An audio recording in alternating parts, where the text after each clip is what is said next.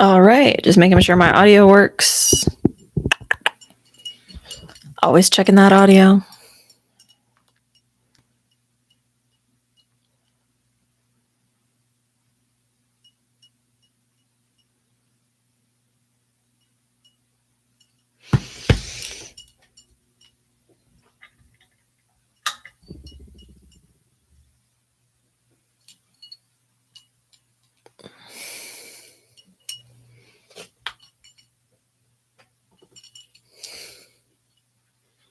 Okay.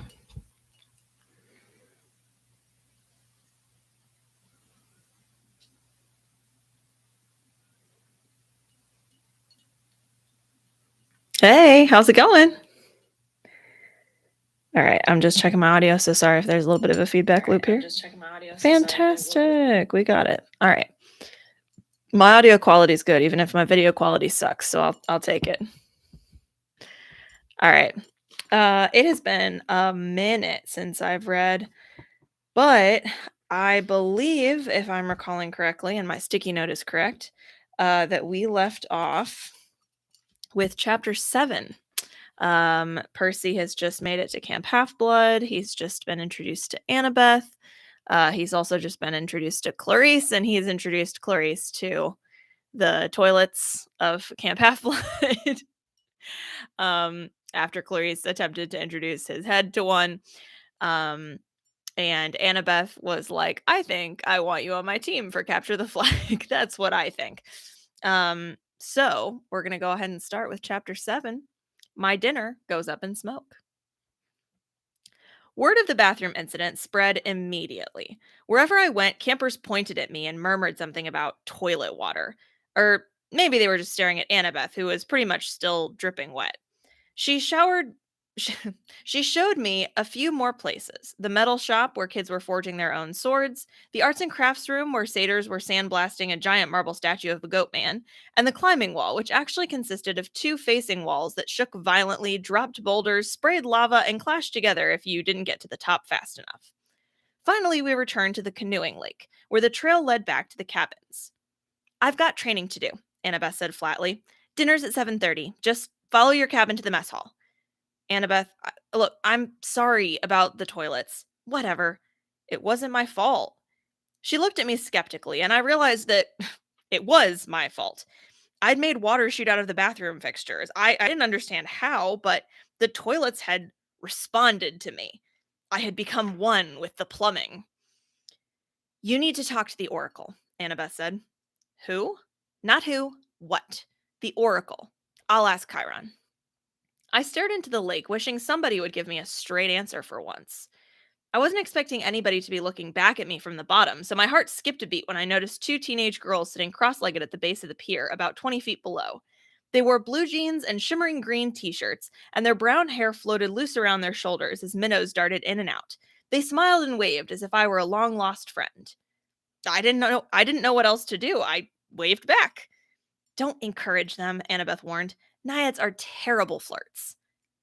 Naiads, I repeated, feeling completely overwhelmed. That's it. I want to go home now. Annabeth frowned. Don't you get it, Percy? You are home. This is the only safe place on Earth for kids like us.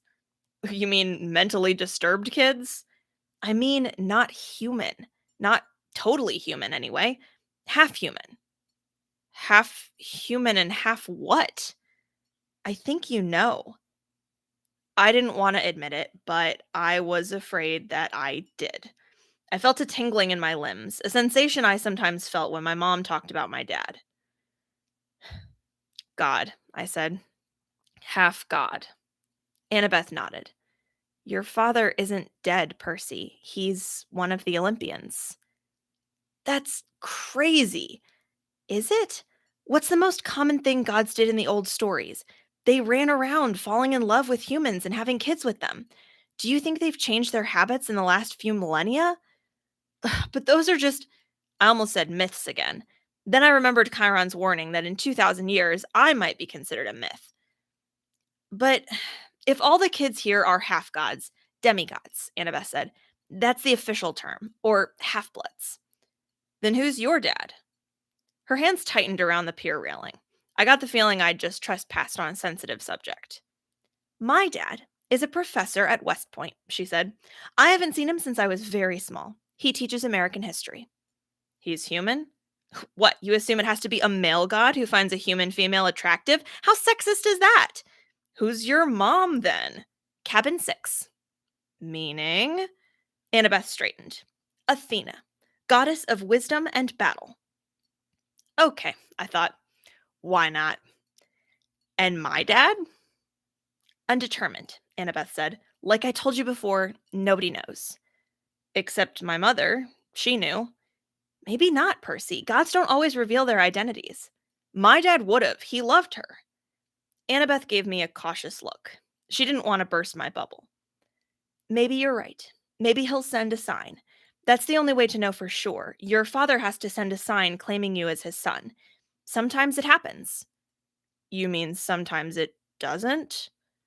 Annabeth ran her palm along the rail. The gods are busy. They have a lot of kids, and they don't always.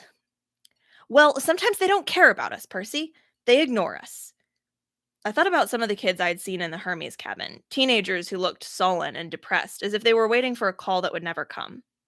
I'd known kids like that at Yancey Academy, shuffled off to boarding school by rich parents who didn't have the time to deal with them. But gods should behave better. So I'm stuck here, I said. That's it? For the rest of my life? It depends, Annabeth said.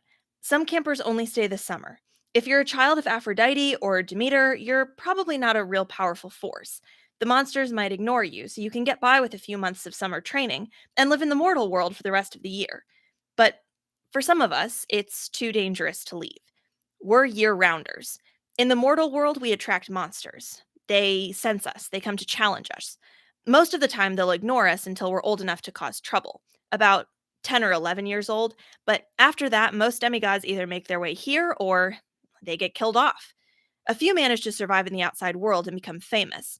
Believe me, if I told you the names, you'd know them. Some don't even realize they're demigods, but very, very few are like that. So monsters can't get in here. Annabeth shook her head. Not unless they're intentionally stalked in the woods or specially summoned by somebody on the inside. Why would anybody want to summon a monster? Practice fights? Practical jokes? Practical jokes? The point is, the borders are sealed to keep mortals and monsters out. From the outside, mortals look into the valley and see nothing unusual, just a strawberry farm. So, you're a year-rounder. Annabeth nodded. From under the collar of her t-shirt, she pulled a leather necklace with 5 clay beads of different colors. It was just like Luke's, except Annabeth's also had a big gold ring strung on it, like a college ring. I've been here since I was 7, she said. Every August, on the last day of summer session, you get a bead for surviving another year. I've been here longer than most of the counselors, and they're all in college. Why did you come so young? She twisted the ring on her necklace. None of your business. Oh. I stood there for a minute in uncomfortable silence. So, I could just walk out of here right now if I wanted to. It would be suicide, but you could with Mr. D or Chiron's permission. But they won't give permission until the end of the summer session, unless you were granted a quest. But that hardly ever happens. The last time, her voice trailed off. I could tell from her tone that the last time hadn't gone well. Back in the sick room, I said, when you were feeding me that stuff, ambrosia? Yeah. You asked me something about the summer solstice. Annabeth's shoulders tensed. So you do know something. Well, no. Back at my old school, I overheard Grover and Chiron talking about it. Grover mentioned the summer solstice. He said something like, we didn't have much time because of the deadline. What did that mean? She clenched her fists. I wish I knew. Chiron and the satyrs, they know, but they won't tell me. Something is wrong in Olympus. Something pretty major. Last time I was there, everything seemed so normal.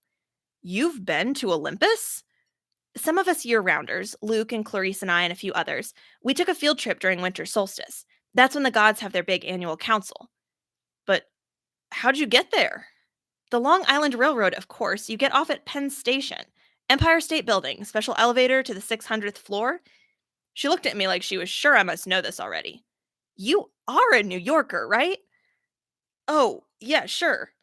As far as I knew, there were only 102 floors in the Empire State Building, but I decided not to point that out. Right after we visited, Annabeth continued, the weather got weird, as if the gods had started fighting. A couple of times since, I've overheard satyrs talking. The best I can figure out is that something important was stolen. And if it isn't returned by summer solstice, there's going to be trouble. When you came, I was hoping. I mean, Athena can get along with just about anybody except for Aries. And of course, she's got that rivalry with Poseidon. But I mean, aside from that, I thought we could work together. I thought you might know something. I shook my head. I wished I could help her, but I felt too hungry and tired and mentally overloaded to ask any more questions. I've got to get a quest, Annabeth muttered to herself. I'm not too young. If they would just tell me the problem. I could smell barbecue smoke coming from somewhere nearby. Annabeth must have heard my stomach growl. She told me to go on, she'd catch me later. I left her on the pier, tracing her finger across the railing as if drawing a battle plan. Back at cabin 11, everybody was talking and horsing around waiting for dinner. For the first time, I noticed that a lot of the campers had similar features: sharp noses, upturned eyebrows, mischievous smiles. They were the kind of kids that teachers would peg as troublemakers. Thankfully, nobody paid much attention to me as I walked over to my spot on the floor and plopped down with my minotaur horn. The counselor, Luke, came over. He had the Hermes family resemblance, too. It was marred by that scar on his right cheek, but his smile was intact. Found your sleeping bag, he said. And here, I stole you some toiletries from the camp store. I couldn't tell if he was kidding about the stealing part. I said, thanks. No prob. Luke sat next to me, pushed his back against the wall. Tough first day? I don't belong here, I said. I don't even believe in gods. Yeah, he said. That's how we all started. Once you start believing in them, doesn't get any easier. The bitterness in his voice surprised me because Luke seemed like a pretty easygoing guy. He looked like he could handle just about anything. So, your dad is Hermes? I asked. He pulled a switchblade out of his back pocket, and for a second I thought he was going to gut me, but he just scraped the mud off the sole of his sandal. Yeah, Hermes. The wing-footed messenger guy. That's him. Messengers, medicine, travelers, merchants, thieves, anybody who uses the roads. That's why you're here enjoying Cabin 11's hospitality. Hermes isn't picky about who he sponsors. I figured Luke didn't mean to call me a nobody. He just had a lot on his mind. You ever met your dad? I asked. Once. I waited, thinking that if he wanted to tell me, he'd tell me. Apparently, he didn't. I wondered if the story had anything to do with how he got his scar. Luke looked up and managed to smile. Don't worry about it, Percy. The campers here, they're mostly good people. After all, we're extended family, right? We take care of each other. He seemed to understand how lost I felt, and I was grateful for that cuz an older guy like him, even if he was a counselor, should have steered clear of an uncool middle schooler like me. But Luke had welcomed me into the cabin. He'd even stolen me some toiletries, which was the nicest thing anybody had done for me all day. I decided to ask him my last big question, the one that had been bothering me all afternoon. Clarice from Aries was joking about me being big three material. Then Annabeth, twice, she said I might be the one. She said I should talk to the Oracle. What was that all about? Luke folded his knife. I hate prophecies. What do you mean? His face twitched around the scar. Let's just say I messed everything up for everybody else. The last 2 years, ever since my trip to the Garden of the Hesperides went sour, Chiron hasn't allowed any more quests. Annabeth's been dying to get out into the world. She pestered Chiron so much he finally told her he already knew her fate. He'd had a prophecy from the Oracle, and he wouldn't tell her the whole thing, but he said Annabeth wasn't destined to go on a quest yet. She had to wait until somebody special came to camp. Somebody special? Don't worry about it, kid, Luke said. Annabeth wants to think every new camper who comes through here is the omen she's been waiting for. Now, come on, it's dinner time. The moment he said it, a horn blew in the distance. Somehow I knew it was a conch shell, even though I'd never heard one before. Luke yelled, 11, fall in! The whole cabin, about 20 of us, filed into the commons yard. We lined up in order of seniority, so of course I was dead last.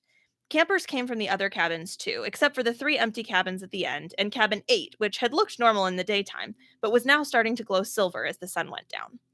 We marched up the hill to the mess hall pavilions.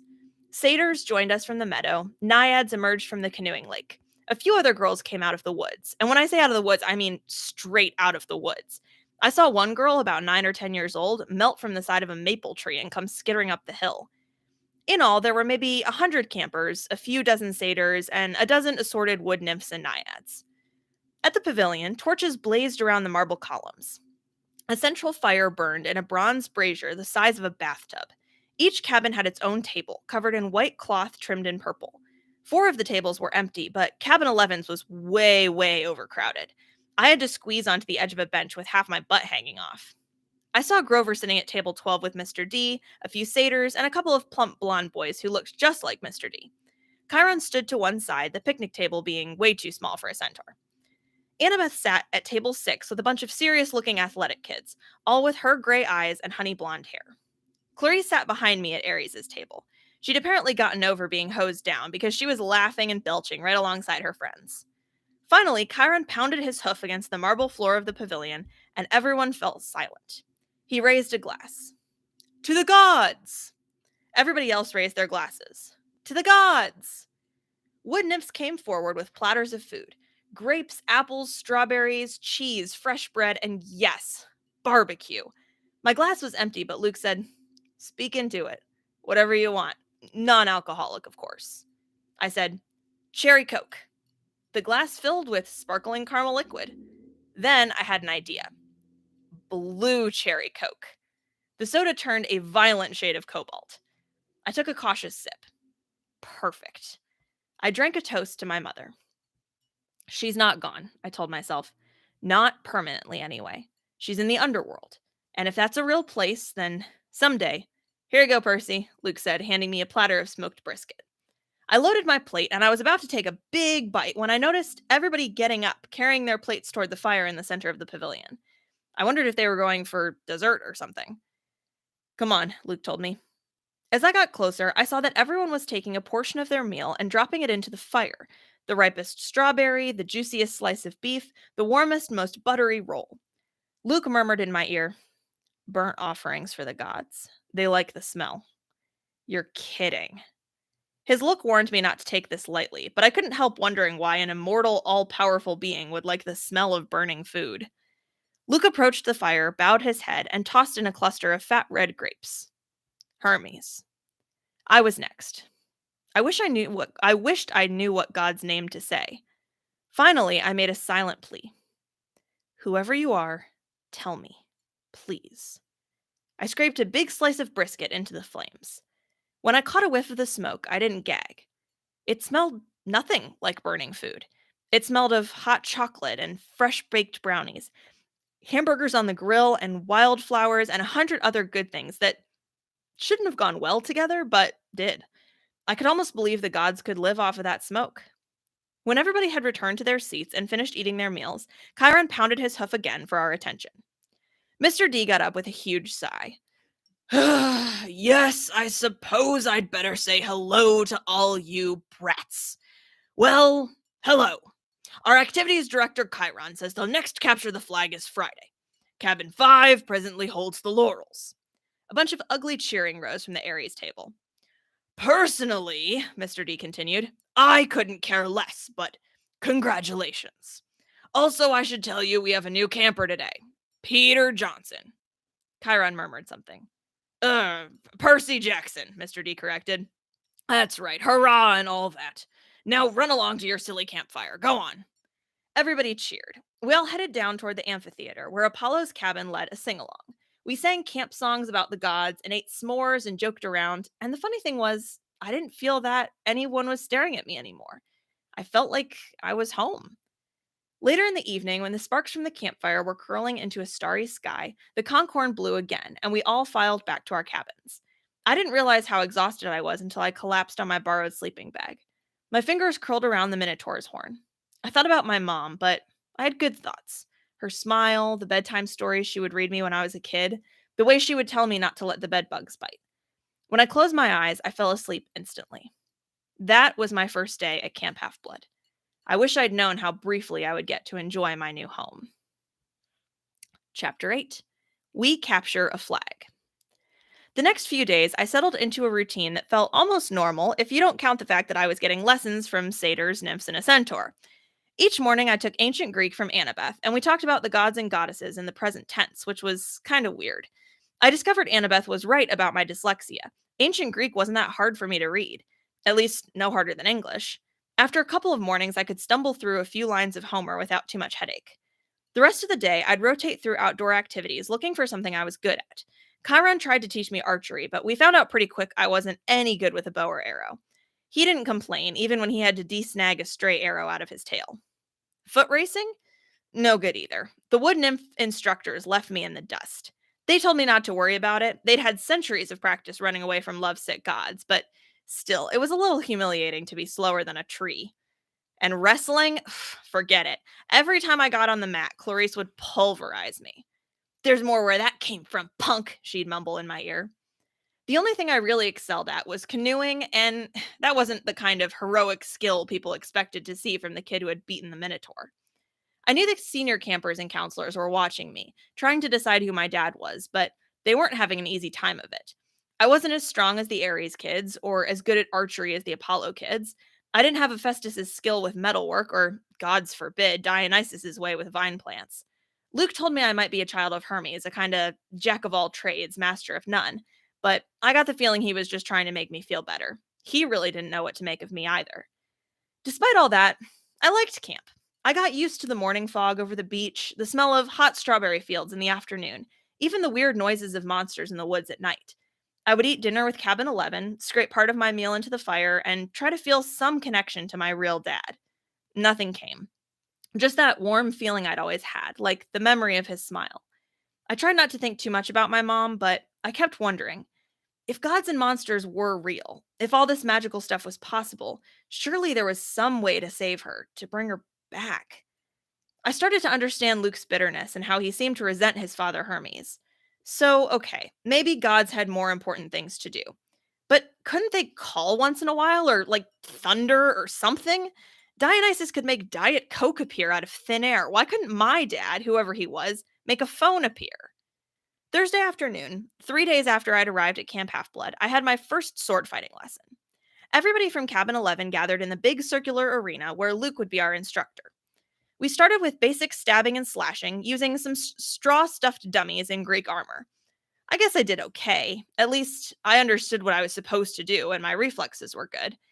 The problem was I couldn't find a blade that felt right in my hands. Either they were too heavy, or too light, or too long. Luke tried his best to fix me up, but he agreed that none of the practice blades seemed to work for me. We moved on to dueling in pairs. Luke announced that he would be my partner since this was my first time. "Good luck," one of the campers told me. "Luke's the best swordsman in the last 300 years. "Maybe he'll go easy on me?" I said. The camper snorted. Luke showed me thrusts and parries and shield blocks the hard way. With every swipe, I got a little more battered and bruised.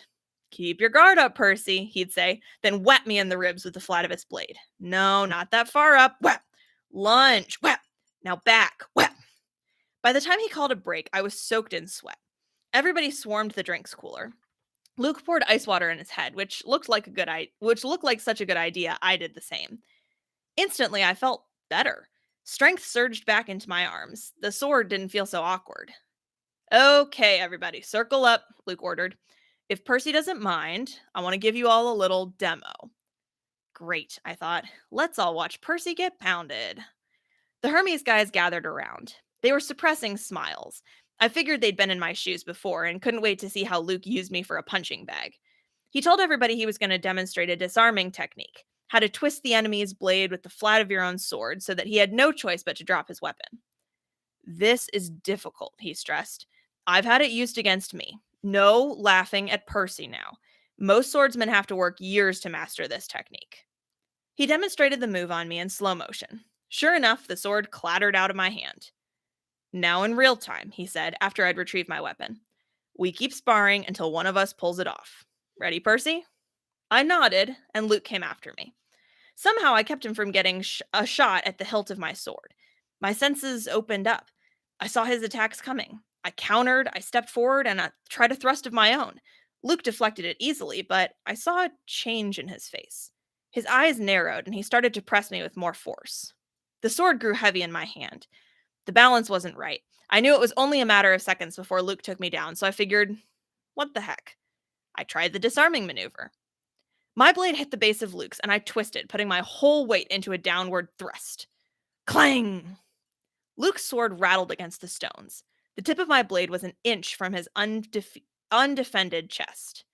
The other campers were silent. I lowered my sword. Uh, sorry. For a moment, Luke was too stunned to speak. Sorry. His face broke into a grin. By the gods, Percy, why are you sorry? Show me that again. I didn't want to. The short burst of manic energy had completely abandoned me, but Luke insisted. This time there was no contest. The moment our swords connected, Luke hit my hilt and sent my weapon skittering across the floor. After a long pause, somebody in the audience said, "Beginner's luck?" Luke wiped the sweat off his brow. He appraised me with an entirely new interest. "Maybe," he said, "but I wonder what Percy could do with a balanced sword." Friday afternoon, I was sitting with Grover at the lake, resting from a near-death experience on the climbing wall. Grover had scampered to the top like a mountain goat, but the lava had almost gotten me. My shirt had smoking holes in it. The hairs had been singed off my forearms. We sat on the pier, watching the naiads do underwater basket weaving, until I got up the nerve to ask Grover how his conversation had gone with Mr. D. His face turned a sickly shade of yellow. "Fine," he said. "Just great." "So, your career's still on track?" He glanced at me nervously. "Chiron told you that I want a searcher's license?" "Well, no. I had no idea what a searcher's license was, but it didn't seem like the right time to ask. He just said you had big plans, and that you needed credit for completing a keeper's assignment. So did you get it?" Grover looked down at the naiads. "Mr. D suspended judgment. He said I hadn't failed or succeeded with you yet, so our fates were still tied together. If you got a quest and I went along with you to protect you, and we both came back alive, then maybe he'd consider the job complete." My spirits lifted. "Well, that's not so bad, right?" "Blah! He may as well have transferred me to stable cleaning duty. The chances of you getting a quest? And even if you did, why would you want me along?" "Of course I'd want you along." Grover stared glumly into the water. "Basket weaving. Must be nice to have a useful skill." I tried to reassure him that he had lots of talents, but that just made him look more miserable. We talked about canoeing and swordplay for a while, then debated the pros and cons of the different gods. Finally, I asked him about the four empty cabins. "Number 8, the silver one, belongs to Artemis," he said. "She vowed to be a maiden forever, so of course, no kids. The cabin is, honorary. If she didn't have one, she'd be mad." "Yeah, okay. But the other 3, the ones at the end, are those the big 3? Grover tensed. We were getting close to a touchy subject. "No. One of them, number 2, is Hera's," he said. That's another honorary thing. She's the goddess of marriage, so of course she wouldn't go around having affairs with mortals. That's her husband's job. When we say the big 3, we mean the 3 most powerful brothers, the sons of Kronos. Zeus, Poseidon, Hades. Right. After the great battle with the Titans, they took over the world from their dad and drew lots to decide who got what. Zeus got the sky, I remembered. Poseidon the sea, Hades the underworld. Uh-huh. But Hades doesn't have a cabin here. No. He doesn't have a throne on Olympus either. He sort of does his own thing down in the underworld. If he did have a cabin here, Grover shuddered. Well, it wouldn't be pleasant. Let's leave it at that. But Zeus and Poseidon, they both had like a bazillion kids in the myths. Why are their cabins empty? Grover shifted his hooves uncomfortably. About 60 years ago, after World War II, the big 3 agreed that they wouldn't sire any more heroes. Their children were just too powerful. They were affecting the course of human events too much, causing too much carnage. World War II, was basically a fight between the sons of Zeus and Poseidon on one side and the sons of Hades on the other. The winning side, Zeus and Poseidon, made Hades swear an oath with them. No more affairs with mortal women. They all swore on the river Styx. Thunder boomed. I said, "That's the most serious oath you can make." Grover nodded. "And the brothers kept their word? No kids?" Grover's face darkened. 17 years ago, Zeus fell off the wagon. There was this TV starlet with a big, fluffy 80s hairdo. He just couldn't help himself. When their child was born, a little girl named Talia, well, the river Styx is serious about promises. Zeus himself got off easy because he's immortal, but he brought a terrible fate on his daughter. But that isn't fair. It wasn't the little girl's fault. Grover hesitated. Percy, children of the big three have powers greater than other half bloods. They have a strong aura, a scent that attracts monsters. When Hades found out about the girl, he wasn't too happy about Zeus breaking his oath. Hades let the worst monsters out of Tartarus to torment Talia. A satyr was assigned to be her keeper when she was 12, but there was nothing he could do. He tried to escort her here with a couple of the other half bloods she'd befriended, and they almost made it. They got all the way to the top of the hill. He pointed across the valley to the pine tree where I'd fought the Minotaur. All three kindly ones were after them, along with a horde of hellhounds. They were about to be overrun when Talia told her satyr to take the other two half-bloods to safety while she held off the monsters. She was wounded and tired, and she didn't want to live like a hunted animal. The satyr didn't want to leave her, but he couldn't change her mind, and he had to protect the others. So Talia made her final stand alone at the top of that hill. As she died, Zeus took pity on her. He turned her into that pine tree. Her spirit still helps to protect the borders of the valley. That's why the hill is called Half Blood Hill. I stared at the pine in the distance. The story made me feel hollow and guilty, too. A girl my age had sacrificed herself to save her friends. She had faced a whole army of monsters. Next to that, my victory over the Minotaur didn't seem like much. I wondered, if I had acted differently, could I have saved my mother? Grover, I said, have heroes really gone on quests to the underworld? Sometimes, he said. Orpheus, Hercules, Houdini. And have they ever returned somebody from the dead? No, never. Orpheus came close. Percy, you're not seriously thinking. No, I lied. I was just wondering. So, a satyr is always assigned to guard a demigod? Grover studied me warily. I hadn't persuaded him that I'd really dropped the underworld idea. Not always. We go undercover to a lot of schools. We try to sniff out the half-bloods who have the makings of great heroes. If we find one with a very strong aura, like a child of the big three, we alert Chiron. He tries to keep an eye on them since they could cause really huge problems. And you found me. Chiron said you thought I might be something special. Grover looked as if I just led him into a trap. I didn't. Oh, listen, don't think like that. If you were, you know, you'd never ever be allowed a quest, and I'd never get my license. You're probably a child of Hermes, or maybe even one of the minor gods, like Nemesis, the god of revenge. Don't worry, okay? I got the idea that he was reassuring himself more than me. That night after dinner, there was a lot more excitement than usual. At last, it was time for Capture the Flag. When the plates were cleared away, the conch horn sounded, and we all stood at our tables. Campers yelled and cheered as Annabeth and two of her siblings ran into the pavilion carrying a silk banner. It was about 10 feet long, glistening gray, with a painting of a barn owl above an olive tree. From the opposite side of the pavilion, Clarice and her buddies ran in with another banner of identical size but gaudy red, painted with a bloody spear and a boar's head. I turned to Luke and yelled over the noise. Those are the flags? Yeah. Aries and Athena always lead the teams? Not always, he said, but often. So if another cabin captures one, what do? Repaint the flag? He grinned. You'll see. First we have to get one. Whose side are we on? He gave me a sly look, as if he knew something I didn't. The scar on his face made him look almost evil in the torchlight. We made a temporary alliance with Athena. Tonight we get the flag from Aries, and you are going to help. The teams were announced. Athena had made an alliance with Apollo and Hermes, the two biggest cabins. Apparently, privileges had been traded. Shower times, chore schedules, the best slots for activities, in order to win support. Aries had allied themselves with everybody else: Dionysus, Demeter, Aphrodite, and Hephaestus. From what I'd seen, Dionysus's kids were actually good athletes, but there were only two of them. Demeter's kids had the edge with nature skills and outdoor stuff, but they weren't very aggressive. Aphrodite's sons and daughters, I wasn't too worried about. They mostly sat out every activity and checked their reflection in the lake and did their hair and gossiped. Hephaestus's kids weren't pretty, and there were only 4 of them, but they were big and burly from working in the metal shop all day. They might be a problem.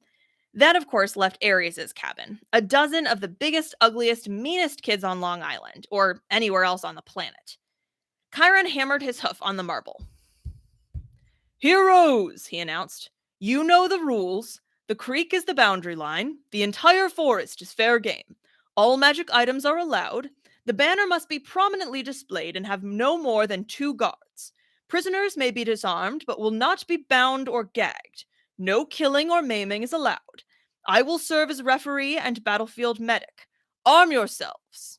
He spread his hands, and the tables were suddenly covered with equipment: helmets, bronze swords, spears, oxide shields coated in metal. "Whoa," I said. "We're really supposed to use these?" Luke looked at me like I was crazy. "Unless you want to get skewered by your friends in cabin 5. Here, Chiron thought these would fit. You're on border patrol." My shield was the size of an NBA backboard with a big caduceus in the middle. It weighed about 1,000,000 pounds. I could have snowboarded on it fine, but I hoped nobody seriously expected me to run fast. My helmet, like all the helmets on Athena's side, had a blue horsehair plume on top. Aries and their allies had red plumes. Annabeth yelled, "Blue team, forward!" We cheered and shook our swords and followed her down the path to the south woods. The red team yelled taunts at us as they headed off toward the north. I managed to catch up with Annabeth without tripping over my own equipment. "Hey!" She kept marching. "So, what's the plan?" I asked. "Got any magic items you can loan me?" Her hand drifted toward her pocket as if she were afraid I'd stolen something. "Just watch Clarisse's spear," she said. "You don't want that thing touching you. Otherwise, don't worry. We'll take the banner from Aries. Has Luke given you your job?" "Border patrol, whatever that means." "It's easy. Stand by the creek, keep the Reds away. Leave the rest to me. Athena always has a plan." She pushed ahead, leaving me in the dust. "Okay," I mumbled. "Glad you wanted me on your team." It was a warm, sticky night. The woods were dark, with fireflies popping in and out of view. Annabeth stationed me next to a little creek that gurgled over some rocks, and then she and the rest of the team scattered into the woods. Standing there alone with my big blue feathered helmet and my huge shield, I felt like an idiot. The bronze sword, like all the swords I'd tried so far, seemed balanced wrong. The leather grip pulled my hand like a bowling ball. There was no way anybody would actually attack me, would they? I mean, Olympus had to have liability issues, right? Far away, the conchorn blew. I heard whoops and yells in the woods, the clanging of metal, kids fighting. A blue-plumed ally from Apollo raced past me like a deer, leaped through the creek, and disappeared into enemy territory. Great, I thought. I'll miss all the fun as usual. Then I heard a sound that sent chills up my spine, a low canine growl somewhere close by. I raised my shield instinctively. I had the feeling something was stalking me. Then the growling stopped. I felt the presence retreating. On the other side of the creek, the underbrush exploded. 5 Aries warriors came yelling and screaming out of the dark. "Cream the punk!" Clarice screamed. Her ugly pig eyes glared through the slits of her helmet. She brandished a 5-foot-long spear, its barbed metal tip flickering with red light. Her siblings had only the standard issue bronze swords. Not that that made me feel any better. They charged across the stream. There was no help in sight. I could run, or I could defend myself against half the Aries cabin. I managed to sidestep the first kid's swing, but these guys were not as stupid as the Minotaur. They surrounded me, and Clarice thrust at me with her spear. My shield deflected the point, but I felt a painful tingling all over my body. My hair stood on end, my shield arm went numb, and the air burned. Electricity. Her stupid spear was electric. I fell back. Another Aries guy slammed me in the chest with the butt of his sword, and I hit the dirt. They could have kicked me to jelly, but they were too busy laughing. "Give him a haircut," Clarice said. "Grab his hair." I managed to get to my feet. I raised my sword, but Clarice slammed it aside with her spear as sparks flew. Now both my arms felt numb. "Oh, wow," Clarice said. "I'm scared of this guy. Really scared." "The flag is that way," I told her. I wanted to sound angry, but I was afraid it didn't come out that way. "Yeah," one of her siblings said. "But see, we don't care about the flag. We care about the guy who made our cabin look stupid." You do that without my help, I told them. It probably wasn't the smartest thing to say. Two of them came at me. I backed up toward the creek, tried to raise my shield, but Clarice was too fast. Her spear stuck me straight in the ribs. If I hadn't been wearing an armored breastplate, I would have been shish kebabbed. As it was, the electric point just about shocked my teeth out of my mouth. One of her cabin mates slashed his sword across my arm, leaving a good sized cut. Seeing my own blood made me dizzy, warm and cold at the same time. No maiming, I managed to say. Oops, the guy said. Guess I lost my dessert privileges. He pushed me into the creek and I landed with a splash. They all laughed. I figured as soon as they were through being amused, I would die. But then something happened. The water seemed to wake up my senses, as if I'd just had a bag of my mom's double espresso jelly beans. Clarice and her cabin mates came into the creek to get me, but I stood to meet them. I knew what to do. I swung the flat of my sword against the first guy's head and knocked his helmet clean off. I hit him so hard I could see his eyes vibrating as he crumpled into the water. Ugly number 2 and ugly number 3 came at me. I slammed one in the face with my shield and used my sword to shear off the other guy's horsehair plume. Both of them backed up quick. Ugly number 4 didn't look really anxious to attack, but Clarice kept coming, the point of her spear crackling with energy. As soon as she thrust, I caught the shaft between the edge of my shield and my sword, and I snapped it like a twig. Ah! She screamed. You idiot! You corpse breath worm! She probably would have said worse, but I smacked her between the eyes with my sword butt and sent her stumbling backwards out of the creek. Then I heard yelling, elated screams, and I saw Luke racing toward the boundary line with the red team's banner lifted high. He was flanked by a couple of Hermes guys covering his retreat, and a few Apollos behind them, fighting off the Hephaestus kids. The Aries folk got up, and Clarice muttered a dazed curse. A trick, she shouted. It was a trick! They staggered after Luke, but it was too late. Everybody converged on the creek as Luke ran across into friendly territory. Our side exploded into cheers. The red banner shimmered and turned to silver. The boar and spear were replaced by a huge caduceus, the symbol of cabin 11.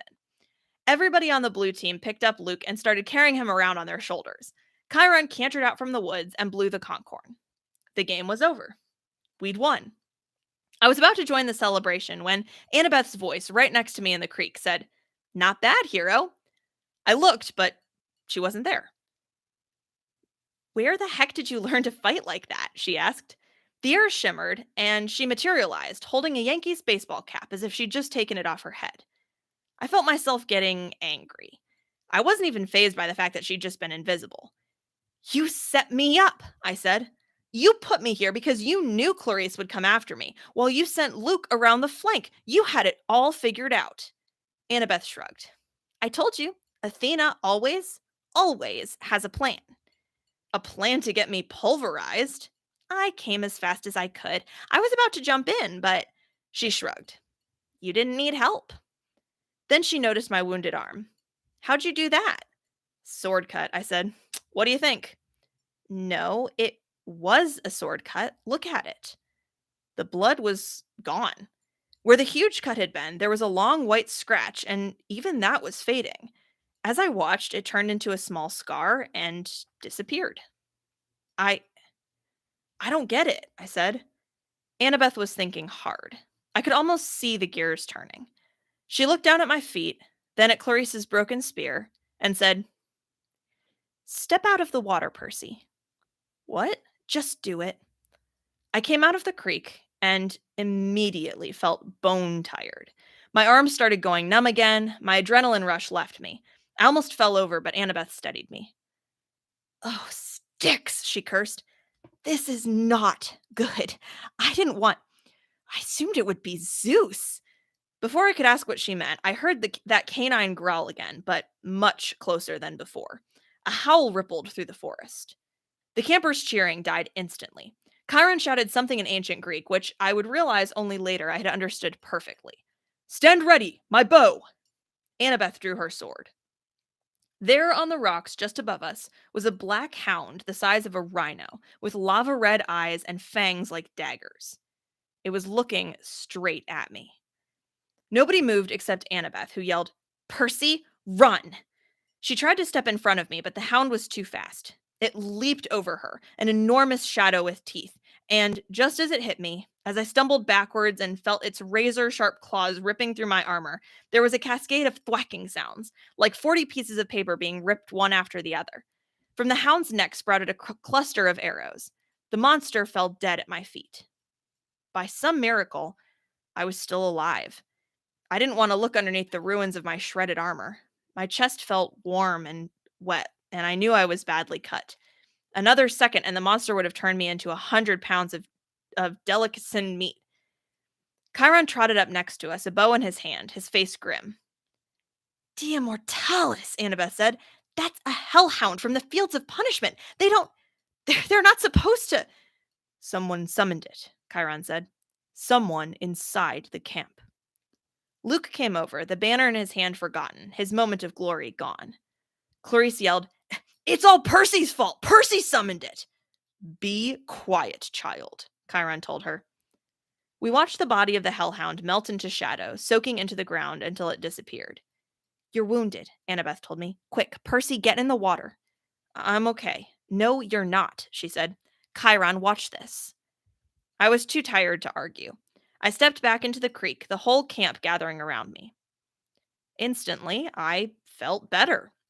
I could feel the cuts on my chest closing up. Some of the campers gasped. Look, I don't know why, I said, trying to apologize. I'm sorry, but they weren't watching my wounds heal. They were staring at something above my head. Percy, Annabeth said, pointing. By the time I looked up, the sign was already fading, but I could still make out the hologram of green light spinning and gleaming. A 3-tipped spear. A trident. Your father, Annabeth murmured. This is really not good. It is determined, Chiron announced. All around me, campers started kneeling, even the Aries cabin, though they didn't look too happy about it. My father? I asked, completely bewildered. Poseidon, said Chiron. Earthshaker, Stormbringer, father of horses. Hail Perseus Jackson, son of the sea god. Chapter 9. I am offered a quest. It's going to be my last chapter for today, I think. The next morning, Chiron moved me to cabin 3.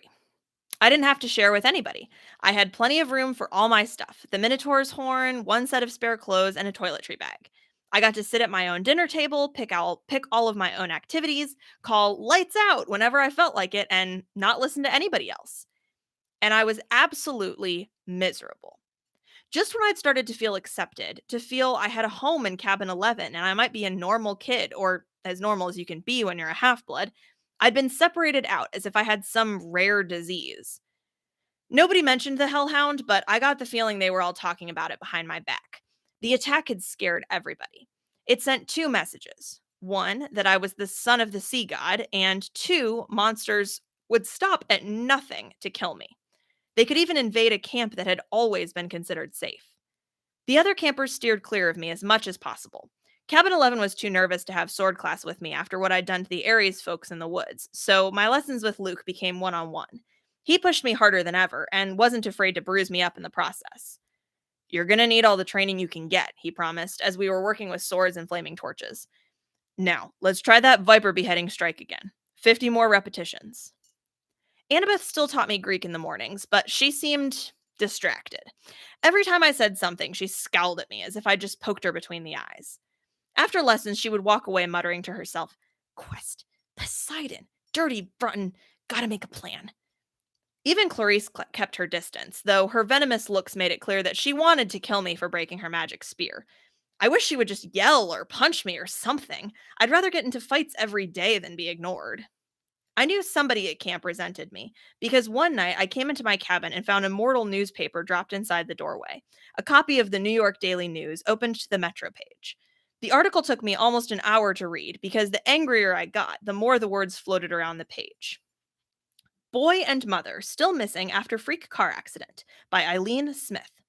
Sally Jackson and son Percy are still missing 1 week after their mysterious disappearance.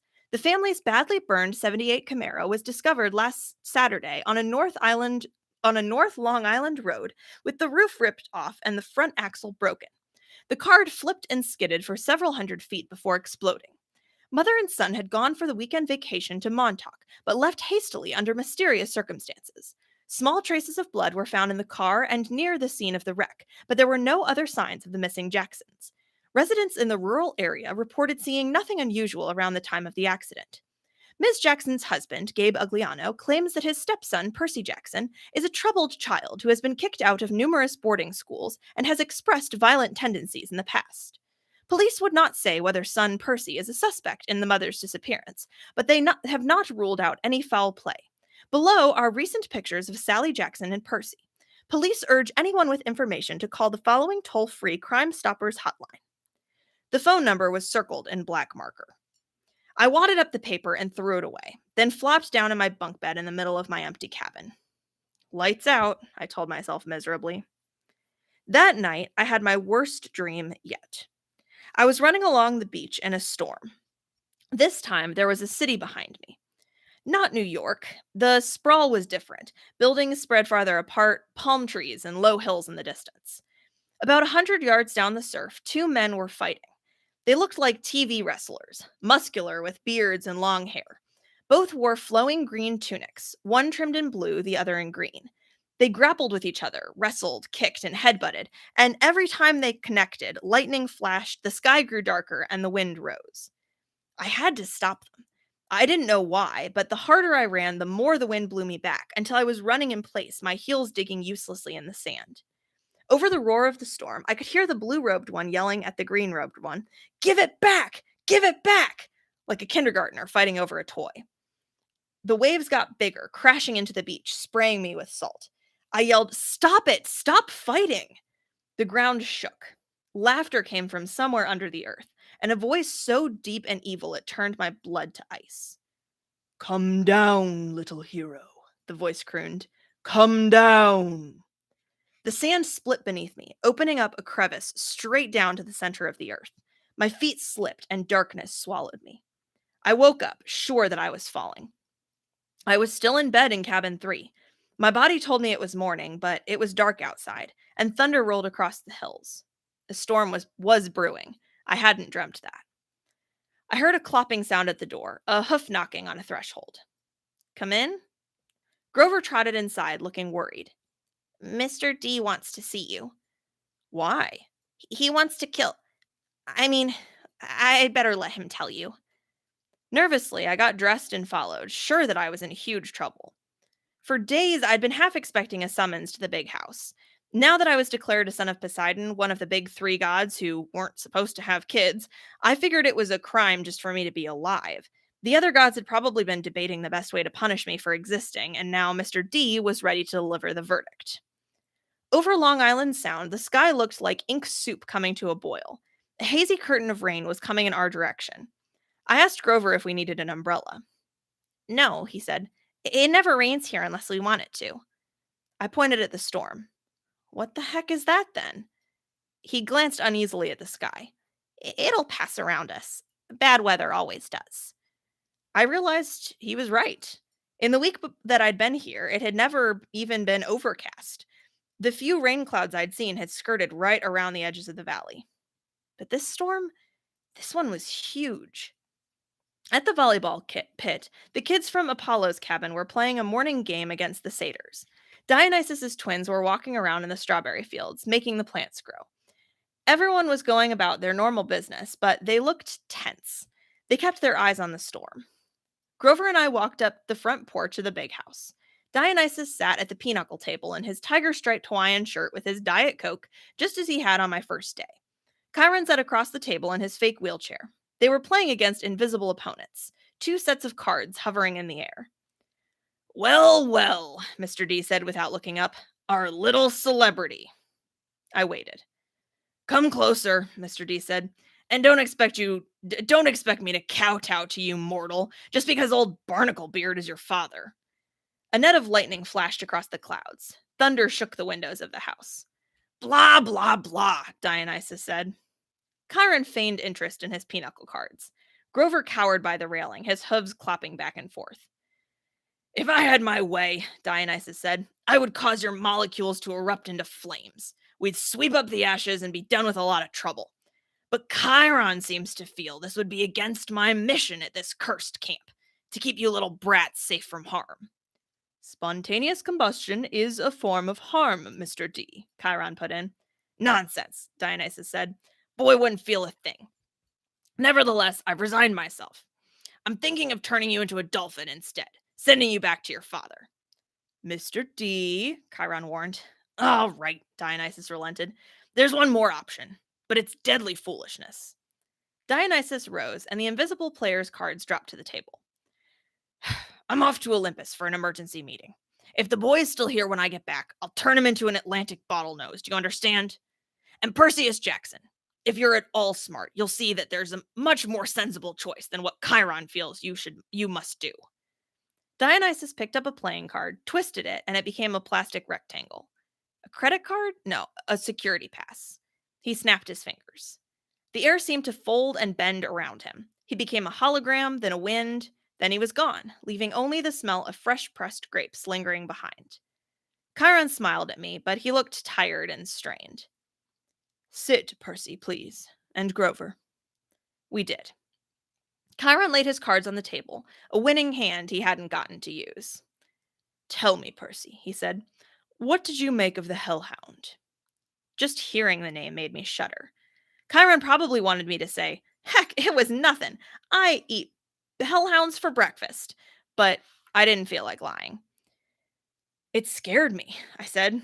If you hadn't shot it, I'd be dead. You'll meet worse, Percy. Far worse before you're done. Done with what? Your quest, of course. Will you accept it?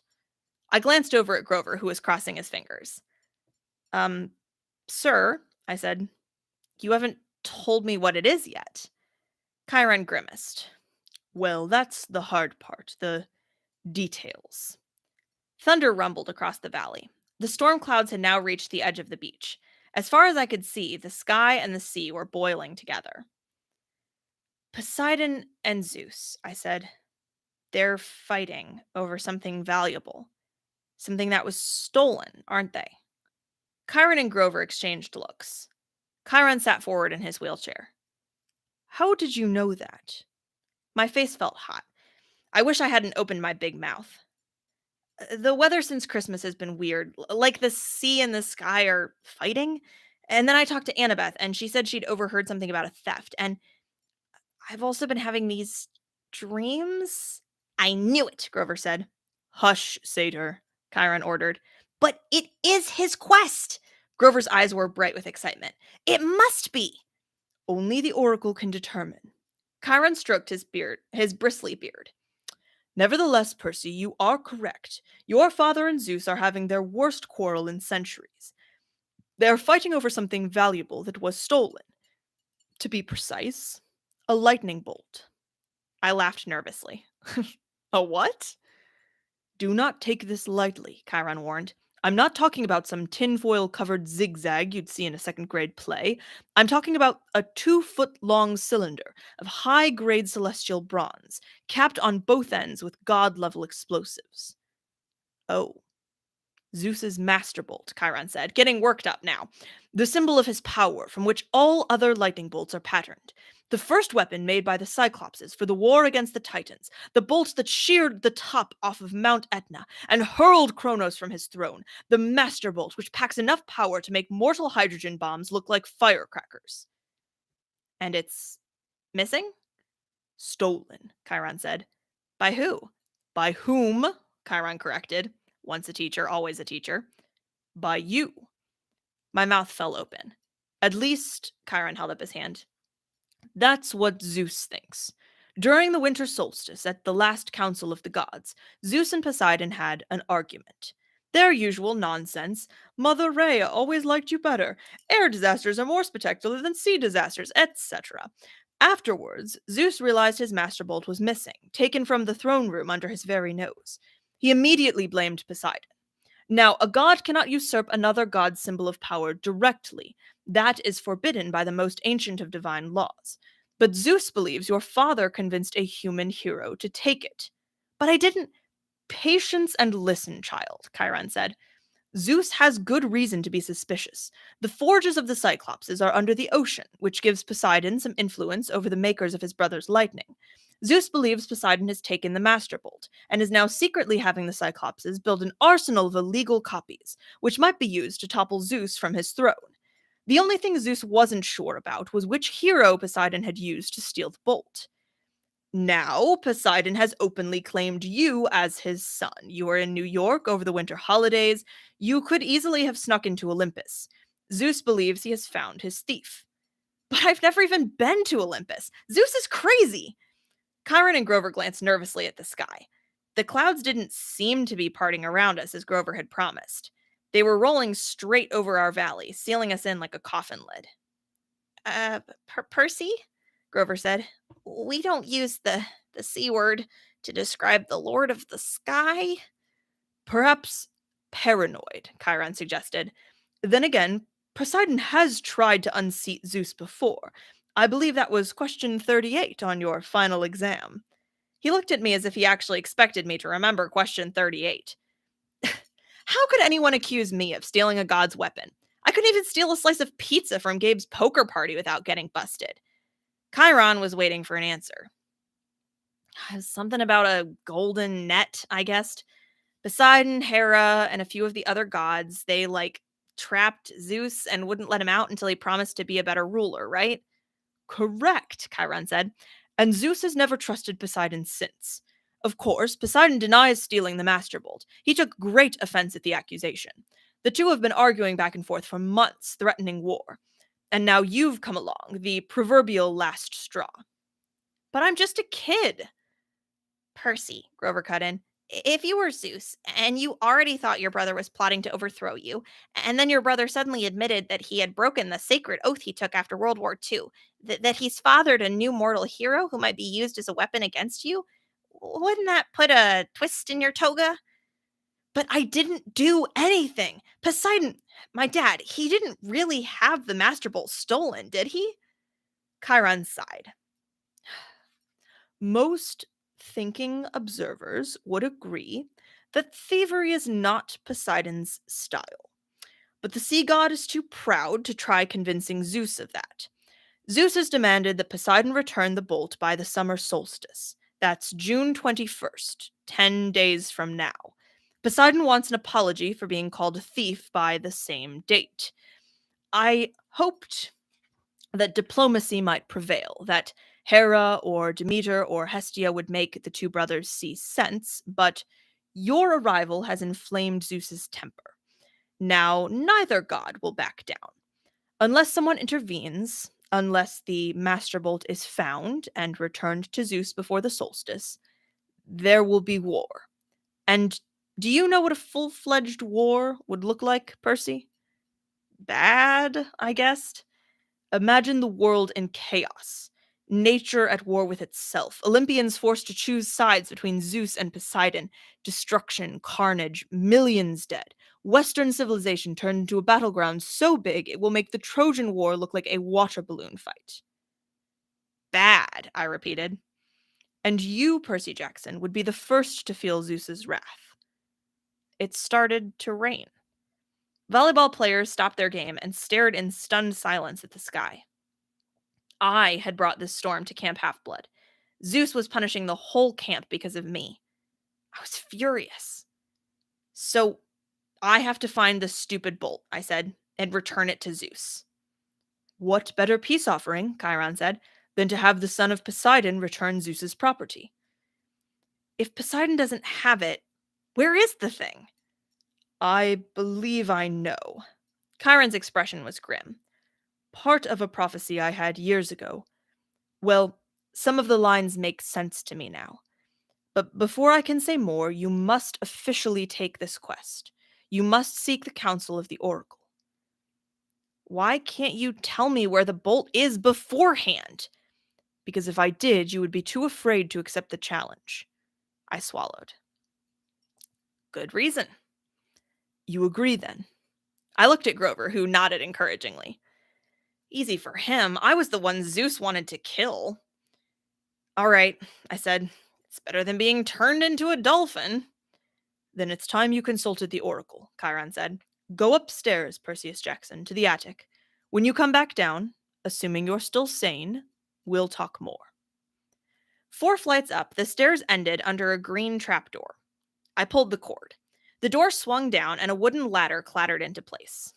The warm air from above smelled like mildew and rotten wood and something else. A smell I remembered from biology class. Reptiles, the smell of snakes. I held my breath and climbed. The attic was filled with Greek hero junk. Armor stands covered in cobwebs, once bright shields pitted with rust, old leather steamer trunks plastered with stickers saying Ithaca, Circe's Island, and Land of the Amazons. One long table was stacked with glass jars filled with pickled things, several hairy claws, huge yellow eyes, various other parts of monsters. A dusty mounted trophy on the wall looked like a giant snake's head, but with horns and a full set of shark's teeth. The plaque read, Hydra Head Number 1, Woodstock, New York, 1969. By the window, sitting on a wooden tripod stool, was the most gruesome memento of all, a mummy. Not the wrapped in cloth kind, but a human female body shriveled to a husk. She wore a tie-dyed sundress, lots of beaded necklaces, and a headband over long black hair. The skin of her face was thin and leathery over her skull, and her eyes were glassy white slits, as if the real eyes had been replaced by marbles. She'd been dead a long, long time. Looking at her sent chills up my back. And that was before she sat up on her stool and opened her mouth. A green mist poured from the mummy's mouth, coiling over the floor in thick tendrils, hissing like 20,000 snakes. I stumbled over myself trying to get to the trap door, but it slammed shut. Inside my head, I heard a voice, slithering into one ear and coiling around my brain. I am the spirit of Delphi, speaker of the prophecies of Phoebus Apollo, slayer of the mighty Python. Approach, seeker, and ask. I wanted to say, no thanks, wrong door, just looking for the bathroom, but I forced myself to take a deep breath. The mummy wasn't alive. She was some sort of gruesome receptacle for something else. The power that was now swirling around me in the green mist. But its presence didn't feel evil, like my demonic math teacher, Mrs. Dodds, or the Minotaur. It felt more like the 3 fates I'd seen knitting the yarn outside the highway fruit stand. Ancient, powerful, and definitely not human, but not particularly interested in killing me either. I got up the courage to ask, what is my destiny? The mist swirled more thickly, collecting right in front of me and around the table with the pickled monster part jars. Suddenly there were 4 men sitting around the table playing cards. Their faces became clearer. It was Smelly Gabe and his buddies. My fist clenched, though I knew this poker party couldn't be real. It was an illusion made out of mist. Gabe turned toward me and spoke in the rasping voice of the oracle. You shall go west and face the god who has turned. His buddy on the right looked up and said in the same voice, You shall find what was stolen and see it safely returned. The guy on the left threw in 2 poker chips, then said, You shall be betrayed by one who calls you friend. Finally, Eddie, our building super, delivered the worst line of all. And you shall fail to save what matters most in the end. The figures began to dissolve. At first, I was too stunned to say anything, but as the mist retreated, coiling into a huge green serpent and slithering back into the mouth of the mummy, I cried, Wait, what do you mean? What friend? What will I fail to save? The tail of the mist snake disappeared into the mummy's mouth. She reclined back against the wall. Her mouth closed tight, as if it hadn't been opened in hundreds of years. The attic was silent again, abandoned, nothing but a room full of mementos. I got the feeling that I could stand here until I had cobwebs too, and I wouldn't learn anything else. My audience with the oracle was over. Well, Chiron asked me. I slumped into a chair at the pinochle table. She said I would retrieve what was stolen. Grover sat forward, chewing excitedly on the remains of a Diet Coke can. That's great! What did the oracle say exactly? Chiron pressed. This is important. My ears were still tingling from the reptilian voice. She said I would go west and face a god who has turned. I would retrieve what was stolen and see it safely returned. I knew it, Grover said. Chiron didn't look satisfied. Anything else? I didn't want to tell him. What friend would betray me? I didn't have that many. And the last line, I would fail to save what mattered most? What kind of oracle would send me on a quest and tell me, oh, by the way, you'll fail? How could I confess that? Nope, I said. That's about it. He studied my face. Very well, Percy. But know this: the oracle's words often have double meanings. Don't dwell on them too much. The truth is not always clear until events come to pass. I got the feeling he knew that I was holding back something bad, and he was trying to make me feel better. Okay, I said, anxious to change topics. So, where do I go? Who's the god in the west? Ah, think, Percy, Chiron said. If Zeus and Poseidon weaken each other in war, who stands to gain? Somebody else who wants to take over, I guessed. Yes, quite. Someone who harbors a grudge, who has been unhappy with his lot since the world was divided eons ago, whose kingdom would grow powerful with the deaths of millions. Someone who hates his brothers for forcing him into an oath to have no more children, an oath that both of them have now broken. I thought about my dreams, the evil voice that had spoken from underground. Hades. Chiron nodded. The Lord of the Dead is the only possibility. A scrap of aluminum dribbled out of Grover's mouth. Whoa, wait, what? What?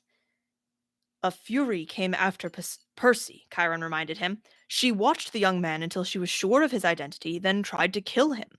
Furies obey only one lord, Hades. Yeah, but Hades hates all heroes, Grover protested, especially if he found out Percy is the son of Poseidon. A hellhound got into the forest, Chiron continued. Those can only be summoned from the fields of punishment, and it had to be summoned by someone within the camp. Hades must have a spy here. He must suspect that Poseidon will try to use Percy to clear his name. Hades would very much like to kill this young half-blood before he can take the quest. Great, I muttered. That's two major gods who want to kill me. But a quest to... Grover swallowed. I mean, couldn't the Master Bolt be someplace like Maine? Maine's very nice this time of year. Hades sent a minion to steal the Master Bolt, Chiron insisted. He hid it in the underworld, knowing full well that Zeus would blame Poseidon. I don't pretend to understand the Lord of the Dead's motives perfectly, or why he chose this time to start a war, but one thing is certain. Percy must go to the underworld, find the Master Bolt, and reveal the truth. A strange fire burned in my stomach. The weirdest thing was, it wasn't fear. It was anticipation. The desire for revenge. Hades had tried to kill me 3 times so far. The Fury, the Minotaur, and the Hellhound. It was his fault my mother had disappeared in a flash of light. Now he was trying to frame me and my dad for a theft we hadn't committed. I was ready to take him on. Besides, if my mother was in the underworld... Whoa, boy, said the small part of my brain that was still sane. You're a kid. Hades is a god. Grover was trembling. He'd started eating pinochle cards like potato chips. The poor guy needed to complete a quest with me so he could get his searcher's license, whatever that was, but how could I ask him to go on this quest, especially when the oracle said I was destined to fail? This was suicide. Look, if we know it's Hades, I told Chiron, why can't we just tell the other gods? Zeus or Poseidon could go down to the underworld and bust some heads. Suspecting and knowing are not the same, Chiron said. Besides, even if the other gods suspect Hades, and I imagine Poseidon does, they couldn't retrieve the bolt themselves. Gods cannot cross into each other's territories except by invitation. That is another ancient rule. Heroes, on the other hand, have certain privileges. They can go anywhere, challenge anyone, as long as they're bold enough and strong enough to do it. No god can be held responsible for a hero's actions. Why do you think the gods always operate through humans? You're saying I'm being used. I'm saying it's no accident Poseidon has claimed you now. It's a very risky gamble, but he's in a desperate situation. He needs you. My dad needs me. Emotions rolled around inside me like bits of glass in a kaleidoscope. I didn't know whether to feel resentful or grateful or happy or angry. Poseidon had ignored me for 12 years, and now suddenly he needed me. I looked at Chiron. You've known I was Poseidon's son all along, haven't you? I had my suspicions. As I said, I've spoken to the oracle too. I got the feeling there was a lot he wasn't telling me about his prophecy, but I decided I couldn't worry about that right now. After all, I was holding back information too. So let me get this straight, I said. I'm supposed to go to the underworld and confront the Lord of the Dead. Check, Chiron said. Find the most powerful weapon in the universe. Check. And get it back to Olympus before the summer solstice in 10 days. That's about right. I looked at Grover, who gulped down the ace of hearts. Did I mention that Maine is very nice this time of year? He asked weakly. You don't have to go, I told him. I can't ask that of you. Oh, he shifted his hooves. No, it's just that satyrs and underground places, well, he took a deep breath, then stood, brushing the shredded cards and aluminum bits off his t-shirt. You saved my life, Percy. If if you're serious about wanting me along, I won't let you down. I felt so relieved I wanted to cry, though I didn't think that would be very heroic. Grover was the only friend I'd ever had for longer than a few months. I wasn't sure what a good satyr could do against the forces of the dead, but I felt better knowing he'd be with me. All the way, G-Man. I turned to Chiron. So, where do we go? The oracle just said go west. The entrance to the underworld is always in the west. It moves from age to age, just like Olympus. Right now, of course, it's in America. Where? Chiron looked surprised. I thought that would be obvious enough. The entrance to the underworld is in Los Angeles. Oh, I said, naturally. So we just get on a plane. No, Grover shrieked. Percy, what are you thinking? Have you ever been on a plane in your life? I shook my head, feeling embarrassed. My mom had never taken me anywhere by plane. She'd always said we didn't have the money. Besides, her parents had died in a plane crash. Percy, think, Chiron said. You are the son of the sea god. Your father's bitterest rival is Zeus, lord of the sky. Your mother knew better than to trust you in an airplane. You would be in Zeus's domain. You would never come down alive again. Overhead, lightning crackled. Thunder boomed. Okay, I said, determined not to look at the storm. So I'll travel over land. That's right, Chiron said. 2 companions may accompany you. Grover is one. The other has already volunteered, if you will accept her help. Gee, I said, feigning surprise. Who else would be stupid enough to volunteer for a quest like this? The air shimmered behind Chiron. Annabeth became visible, stuffing her Yankees cap into her back pocket. I've been waiting a long time for a quest, seaweed brain, she said. Athena is no fan of Poseidon, but if you're gonna save the world, I'm the best person to keep you from messing up. If you say so yourself, I said. I suppose you have a plan, wise girl? Her cheeks colored. Do you want my help or not? The truth was, I did. I needed all the help I could get. A trio, I said. That'll work. Excellent, Chiron said. This afternoon we can take you as far as the bus terminal in Manhattan. After that, you are on your own. Lightning flashed. Rain poured down on the meadow that we were never supposed to have violent weather in. Long time no waste, Chiron said. I think you should all get packing. No time to waste. I think you should all get packing. And that is the end of chapter 9. Chapter 10 is called I Ruined a Perfectly Good Bus. And that is where I will pick up next week. Obviously, this live stream will be accessible on my YouTube channel along with all of the other previous chapters if you would like to go back and re-listen to any of those. Thank you to my friend who ducked in and out during this. And thank you to my friend who is here and just hanging out for the whole hour and 18 minutes this was going. I will see you next week, same time. Thanks for coming out. Have a good night.